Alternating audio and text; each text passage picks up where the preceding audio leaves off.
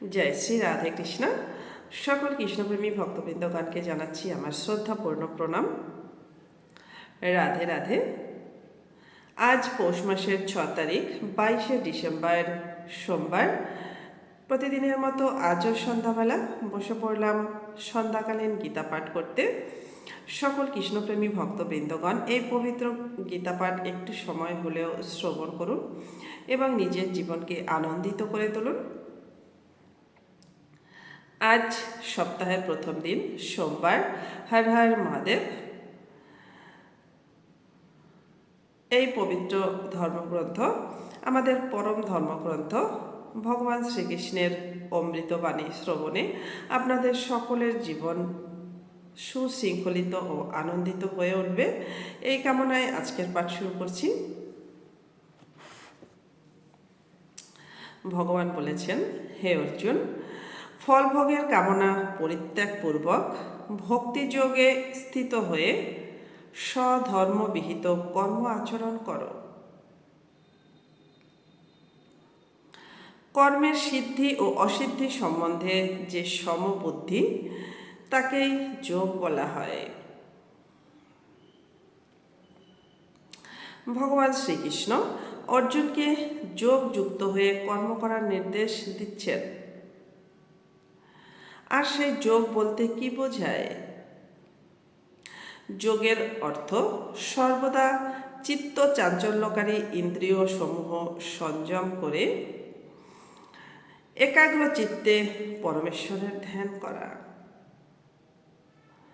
পরমেশ্বর কে?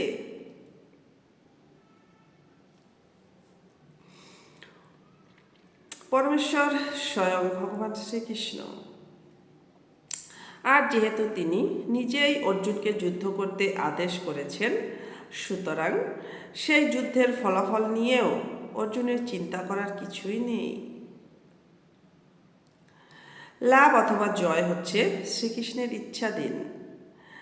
অর্জুনের কর্তব্য কেবল শ্রীকৃষ্ণের নির্দেশ অনুসারে যুদ্ধ করা। শ্রীকৃষ্ণের আদেশ পালন করাই প্রকৃত যোগ এবং কৃষ্ণ ভাবনামৃত নামক পন্থার মাধ্যমে তা অনুশীলন করা হয়। কৃষ্ণ ভাবনামৃতের প্রভাবেই কেবল অহংকার মুক্ত হওয়া সম্ভব। ভগবানের দাসত্ব বা ভগবানের দাসের দাসত্ব স্বীকার করতে হবে। সেটি কৃষ্ণ ভাবনায় কর্তব্য পালনের যথার্থ পন্থা, যা একান্তভাবে যোগ সাধনের পরম সহায়ক। অর্জুন ছিলেন ক্ষত্রিয় এবং তাই তিনি বর্ণাশ্রম ধর্মের আচরণ করছিলেন।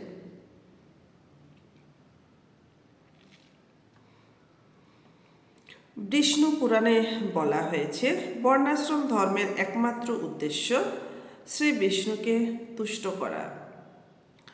জড়জগতের নিয়ম অনুসারে নিজের সন্তুষ্টি বিধানের জন্য প্রয়াস না করে কেবল শ্রীকৃষ্ণকেই সন্তুষ্ট করা উচিত।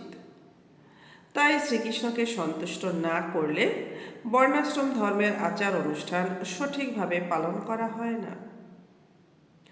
পরোক্ষভাবে শ্রীকৃষ্ণ অর্জুনকে তার নির্দেশ অনুসারে কর্ম করার জন্যই পরামর্শ দিয়েছিলেন।